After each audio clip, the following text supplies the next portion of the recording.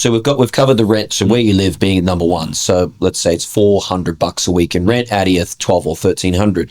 The next biggest one is where you drive. And I've heard this comment a few times: is drive the car, the best car that your ego can allow you to. Yeah, that's definitely. Take a walk in the car park downstairs at this office. We don't always follow. We don't follow our rules.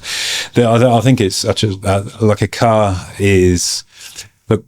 Depending on where you live. So, for example, I was living in London for about a year before I realised I didn't need my car. I kept it for 2 years, but I realised I didn't need it for that period of time, because it's one of those cities which, number one, it has, and I'm sure someone will have a comment on this, but I believe it has the best public transport in the world. Yep. You can get from anywhere to anywhere very, very easily. And some of the cities in Australia are comparable in terms of Melbourne's the ability. Pretty good. Yeah, it's pretty solid. You know, bring your own machete just to make sure you're safe. So you've got the ability to get around using public transport. Although public transport can be expensive, in London it is exceptionally good value. The Oyster system is really good.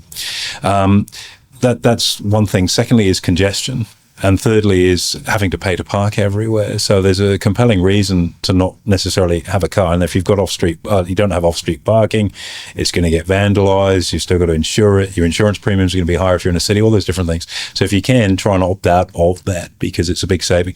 Secondly, a lot of people use a car loan to purchase a car, which is a strange phenomenon. If you're in a position where you own a company or you're self-employed and you've got the ability to have tax benefits from the transport you have, that's a very, very different conversation. But if we're talking to someone right now that's salaried, owning a car, and if you've got a car loan, you're effectively paying finance, which is probably going to cost you, I don't know what the current rate would be on that, probably 6 or 7%, I would say right now, to buy a depreciating piece of metal.